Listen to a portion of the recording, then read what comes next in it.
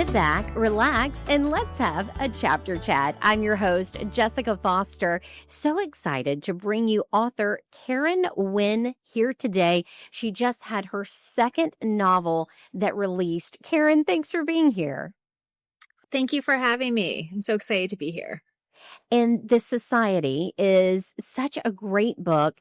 It's suspenseful and it's detailed in its descriptions. I've really enjoyed reading it. Oh, thank you. I appreciate that.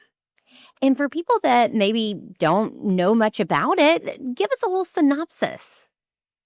Sure. So The Society is a suspenseful, twisty tale of two women whose lives become darkly intertwined with a secret society in the heart of Boston. One is a 44-year-old high-end antiques dealer who is chasing down a rumored family fortune tied to the secret society, and then she vanishes without a trace. And the other is a young nurse who then follows the thin trail into the society itself. And as both women will soon discover, more so than money or status, secrets are the society's true currency. What in the world made you decide to do something on a secret society? Well, I live in the neighborhood of Beacon Hill, where the society is set. It's this beautiful, historic, old, charming area. There's cobblestone streets, gaslit lamps, brick buildings. There's quirky, each building itself has its own character. And this is what I see every day as I'm walking my kids to the bus stop, as I'm walking my dog, as I'm going about my routine. And I was just really drawn to the atmosphere of this magical place. And it seemed like the perfect backdrop, to be honest, for a secret society, something that it's an area that breeds both history and mystery. And I also often write at this place called the Boston Athenaeum, which is this private library in Boston. It's beautiful. It's from the 1800s. And they have tours that they lead there. And so often when I'm writing, I'll see them, circling by with a group of people. And so one day I decided to take a tour. And when we passed by this oil portrait of a man by the name of Thomas Perkins, who was a major benefactor to the library in the 1800s. The docent alluded to this dark history as to how Mr. Perkins had made a large portion of his fortune, and it was in the opium trade. And I was totally intrigued, and I soon fell down this rabbit research hole to discover just how many of these Brahmin families in the 19th century made their money in the opium trade. And I was just totally intrigued, and my creative wheels began turning. So I started to envision that my secret society was formed historically as a place for these wealthy Brahmin families to meet and discuss their international dealings in the opium trade. That's fascinating. And I love how so many great books are rooted in actual fact, historical events that took place. And I think that really gets our creative juices flowing. Yeah, absolutely. And this is your second book. So tell me how it feels to now have your second book out. Sure. It feels good. It feels a little different this time around. I'm probably not as precious about my work, which is nice. It's not my first rodeo, so I am, I know to expect both the good and the bad, good reviews, bad reviews. I know what to do mentally to kind of steer myself through this process. I know that books can also have a long life too. So just to kind of sit back and let it take its course. I know all of that, but it also feels good. I feel okay, I wasn't sure if I could do it again, but I did. So now I know I can do it even a third time or fourth time. So yeah. Right. Yeah. In your first career, you were a nurse before you became a writer. Yes. And yeah. are those two careers similar at all? I mean, yes and no. I think there actually are some interesting similarities. In nursing, you are caring for the human condition. And in writing, you are writing about the experience of being human. As a nurse, you are exposed and experienced, really like the crux of what life is about, right? You have patients who are ill, and you're trying to preserve life and to maintain health. And you see the inner workings of patients in terms of the whole picture, right? It's not just what they're there for, but you look at them in this holistic manner in terms of their family situation, their medical background, their personal preferences, everything. And I think that working with patients and viewing them in this manner has enabled me as a writer to think about my characters with greater depth. And I picked up on that with your writing, that your characters do have a lot of depth. And I enjoyed that. I love a novel that has a lot of character development in it. Thank you. Thanks. Well, I think that's important because I think that helps you really connect in with the writing too. And you get to know the characters, and you almost get mad at them at times, or you're rooting for them at times. And I think that that's what makes a great book. Yeah, I think my characters are definitely flawed. I agree. I mean, look, if these characters were cookie cutter, I personally would be kind of bored. Yeah. So the whole human experience, if we're real, is flawed. Everyone is flawed. So it makes sense for your characters to be flawed also. Yeah, it does. I try to write with an authenticity. So, and that may mean that sometimes my characters are perhaps not the most likable, but they are who they are. Do you have any authors that you look to for mentorship? Because I know that you're fairly new into the literary world. I mean, just having published your second book. So who do you look up to? I admire so many authors. I really admire Ellen Hildebrand, who is just obviously incredibly prolific. But she also happens to be such a nice individual who lifts up other writers, including new writers. She generously blurbed my first book. She actually mentioned my first book in one of her books. So I, to this day, remain blown away by her generosity. I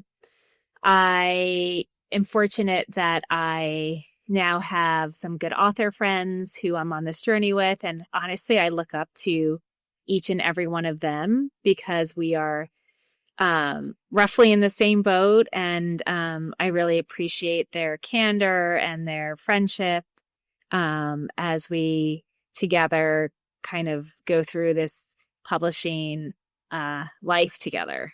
So, yeah.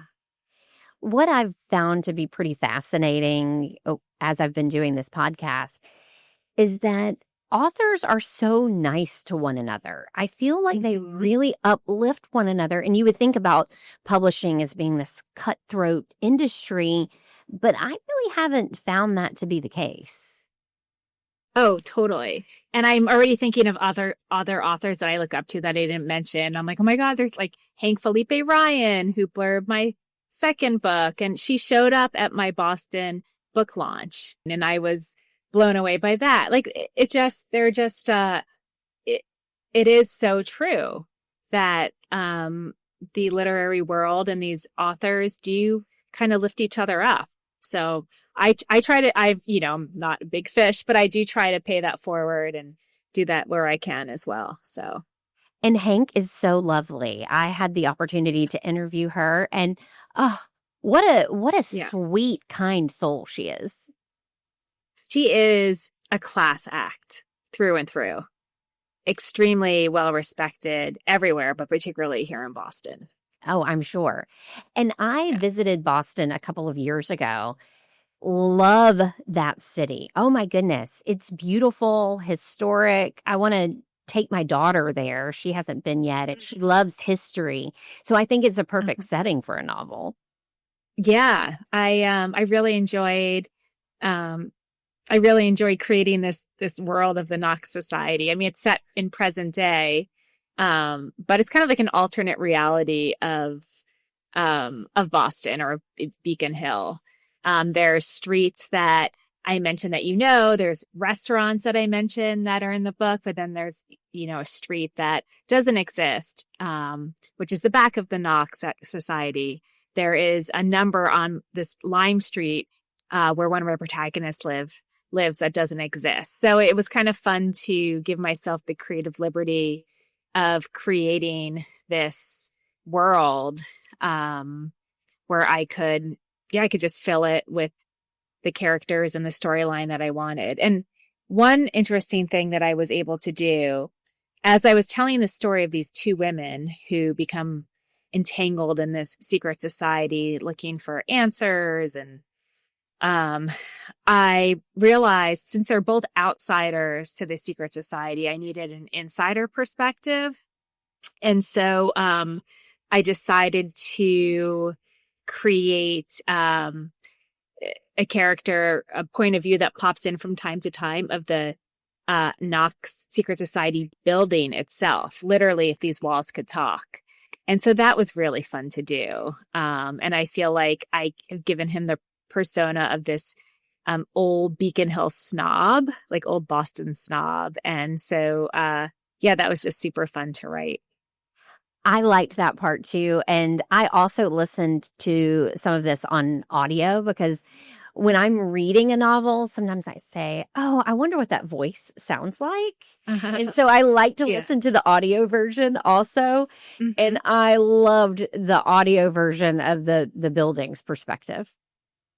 Yeah, I just actually, I haven't listened to it yet, but I did because I was curious as well. I listened to like the first chapter that he did, and oh my gosh, he was so great. Now, your first novel, Our Little World, would you say that that was more difficult to write than this one, or was it about the same?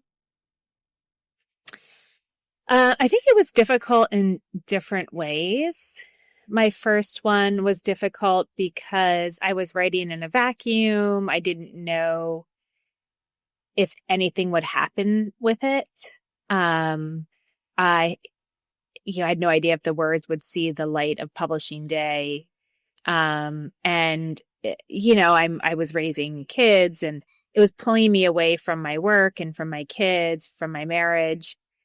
And it's sort of like the sacrifice that you don't know if anything's going to pan out with it, but you're doing it because you love it and because you want to see if something will happen with it. So that's hard. That's like kind of like a mental challenge.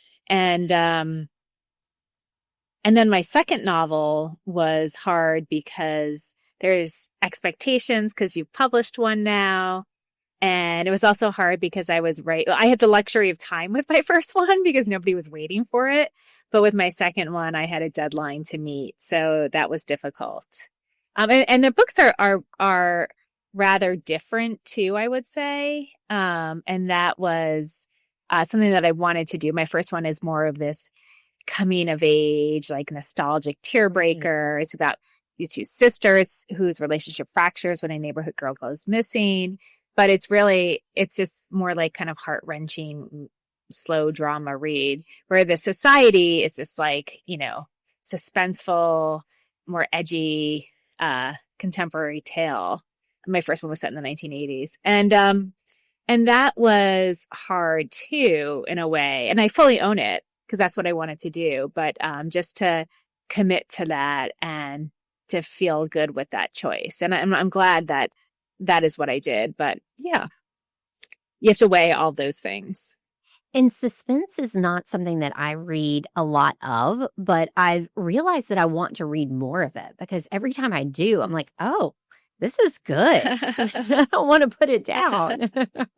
Talk a little bit about how you got published the first time, because you talked about Sure. you're writing Our Little World and you don't know if it'll ever see the light of day. So take us through that process. How did that come about? Yeah, I mean, I was writing it for years. I'm still in the same Boston writing group I've been in for, 16, 17 years maybe. And I, at one point while I was working as a nurse, I decided to do a low residency MFA in creative writing, because I just realized that I was needing kind of more instruction in writing. The further along I got in my medical career, I was feeling less kind of creative, and just was searching for writing instruction, writing community. And this was back in like 2006, 2007, when there weren't a lot of opportunities to take, if any, like online writing classes. So I ended up applying, as I mentioned, for this low residency program. I only applied to one. I was in living in New Jersey at the time, where I grew up. And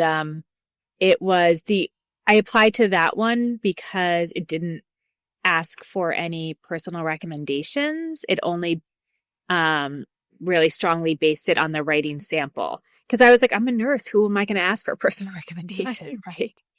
And I got in, and I've learned in my writing career that there's like all these little wins that you kind of have to take and run with and celebrate, because it's filled with so many disappointments and rejections. But so you need those little wins. So that made me feel good. Like, oh, maybe they saw some value in my writing. Like maybe I could be a writer. And cause I'd been writing on the side, for a while, doing various side things, writing for this town website, while I was nursing, but nothing, full length novel or anything like that. And then I did my MFA. I had a bunch of short stories that I wrote during it, proceeded to send them out to many, many, many literary magazines. And I got many, many, many rejections. I did get published in like a handful, but really, I don't know what my ratio was, but it was not good. Not good batting average there. And at some point, I was entertained the idea of writing a novel. And in some ways, I just wanted to escape back into writing, and not trying to get published. And writing a novel would help me do that, because it would take a long time. So I kind of got lost in that. And then at some point, I was nearing the end and had to think about next steps of getting an agent. And so I had attended there's this wonderful writing community in Boston called Grub Street. And they used to have this annual conference called the Muse in the Marketplace. And when you registered, they would sometimes have these options where you could also register to meet with an agent, where you would send them some of your pages in advance. So I did that, and I met with my now agent, Stacy Testa, Writer's House. And first of all, I was not ready to actually, like, my book wasn't even done, but I didn't kind of want to miss the opportunity to meet with her. And she said to me, okay, like, I'm interested. Send this to me when I'm done. There's like no guarantees, of course, but again, another win. And I went and worked on it. And I want to say it was about probably like 14 or 15 months later, I emailed her and sent it to her. And then I also queried other agents at the time, and I ended up getting an offer of representation from one of those agents. And I circled back to Stacy, and, I let her know. And so that kind of moved my manuscript up to the top of her reading list. And she read it, and she was interested and wanted to represent me. And I decided, so I was lucky that I got these, 2 offers of representation. I went with Stacy because I really loved what she had to say. She's an editorial agent, and I really liked what she had to say about my book, and her vision aligned with mine for it. So we actually I signed with her, and then we ended up doing a revision before we went out on submission. And when we went out on submission, which is when the agent submits it on your behalf to editors at various publishing houses. We kind of tested the waters. We sent it out to just a handful, and they passed on it, but they gave feedback why. And so then we collected those responses and looked to see if there was a common thread in their feedback, and there was. And so then I did another revision, and then she sent it back out, I think this time to like 20 editors. So it was going to be like make or break. And within a couple of weeks, I had gotten an offer from Dutton, who ended up publishing my first novel. And then they bought my second book, and then I published The Society with them as well.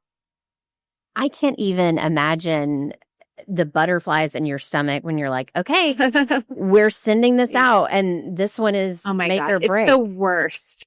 I bet. It is the worst. Like, even like an established author friends of mine, it is the worst being on submission. It's just you're like constantly refreshing your email. You know, you're like, do I want to hear? Some people tell their agents, like, don't just only tell me if I have a positive response, because it's like mental torture. But other people are like, send in all the stuff as it comes along. So it depends on how you operate. But it's hard. Yeah. Well, it's hard because I feel like when you write, it's a personal extension of yourself. Mm-hmm. It's deeply personal work. And so that rejection or a negative feedback is hard not to take personal. It is. I mean, I do feel like I'm at the point now where I've been in a few writing groups now for years. And I think in terms of like the feedback that one gives, even at this level to an editor, they could like it, but they could not see it as a fit for the imprint because whatever reasons, right? Because it's not only whether they like it, it's whether they think it can sell. Right. And I think there is that difference. So it's more just, I think, a lot of disappointments, as opposed to feeling like personally rejected. But yes, you can't help but also feel personally rejected. Sure. So I talked to one author, and they were talking about not chasing trends in the literary world, because you will see trends emerge in what's selling, what people are reading. And she talked about just the importance of not chasing trends and just being true to yourself and writing what you want to write. I totally agree with that. I mean, I think I did that with The Society, right? Making that decision to write about like something that was a little more suspenseful. Yeah, I think there's something to be said for that, because I mean, you have to be happy with your own work, right? And you have to believe in it and stand by it. So yeah, I think that's good advice. Also, by the time you at least for me, I'm not a fast writer. By the time I would try to follow a trend, I probably would have moved on to the next one. Right. Yeah, exactly. So what do you hope that readers get out of The Society? Well, I hope that they have this immersive experience, this immersive foray into Boston, into the worlds of Vivian and Taylor, and that they can just sort of escape for a while and enjoy the intrigue of this novel. I was reading one of your bios, and you said, I may or may not have been part of a secret society. So can you go on record about that? No, No, I'm just kidding. No, I went to UPenn undergrad, and I was in a secret society there. But it's not, really what you think. So we were just a group of girls that, were in a society, but there was a lot of fanfare about it. But my best friends from college are it was called Tabard. It still exists. And actually I'm on a Tabard WhatsApp group, and I think we're going to have like a virtual book club session for the society, which will be fun. Yeah. But it's nothing like the society that's in the book, though. No. I mean, we're college girls, Right. It was all girl sort of alternative to maybe being in a sorority. So, yeah. And I know that the book is set in Boston, but one of the characters has some Southern ties. So where does that come from? So Taylor Adams, who is this 25-year-old nurse, she's grown up in the Outer Banks, North Carolina, where her father owns this crab house restaurant. So she's grown up in this touristy town, watching these wealthy vacationers roll in, every summer, and then kind of roll back out. And so she's always kind of has felt like she's been looking at wealth from the outside. And she actually moves to Boston because it represents to her this like glamorous city, something so different from where she's from. And it's also the city that her own mother abandoned their family for when she was young. But of course, when she gets to Boston, it's not quite what she seems. That is until Vivian, the 44-year-old antique dealer, rolls into her ER one night and is like the most glamorous person Taylor has seen. And to her, Vivian is everything she thought Boston was going to be. So she becomes a little obsessed with Vivian. And that's how their lives intersect. But to answer your question, sorry, I went off a little bit on a tangent there. I actually, as I mentioned, I grew up in New Jersey, but we used to vacation in the Outer Banks, North Carolina. We had a place down there, and I myself in the summer waitress at Kokomo Joe's, which is long gone. It was this crab house tiki bar in Kill Devil Hills. And so I just thought it would be fun to insert a little piece of that into this. Nobody asked me about that, so thank you. You're welcome. You're welcome. As a lifelong Southerner, I always pick up on that. Yeah. So I'm like, there has to be a little bit of something there that had her bring that in, because I think that Southern women are just so fun. I'm biased, though. Absolutely. Yes, absolutely. Of course. And when you were describing Vivian, you described her even down to her perfume. And so that characterization, you just really bring all of that together. And so I created this vision of her in my mind when I was reading about it. Oh, thank you. Yeah, she's definitely this glamorous woman who actually grew up in kind of the ring of old money Boston, but then due to some unforeseen circumstances finds herself suddenly in financial dire straits. And as I mentioned, she decides there's this rumored family link to the Knox Secret Society. So she decides to investigate that. And she knows it because she has sourced antiques for them through the years. She owns that antique store. And so one day, though, she's never been there, though. So one day she literally knocks on their door and meets handsome Peter Wales, who is the charming Knox member who sweeps her off her feet. And her intentions then get a little muddled. And then from there, she is involved in a mysterious accident that leads her to the emergency room where Taylor is working one night. And she has a traumatic brain injury. Yeah, there's a lot to unpack with the society. It's out now. Recommend reading it. And Karen, thank you so much for being here with us today. Thank you so much. Thank you for having me. You've been listening to Chapter Chat. Don't forget to subscribe so you never miss an episode. Happy reading.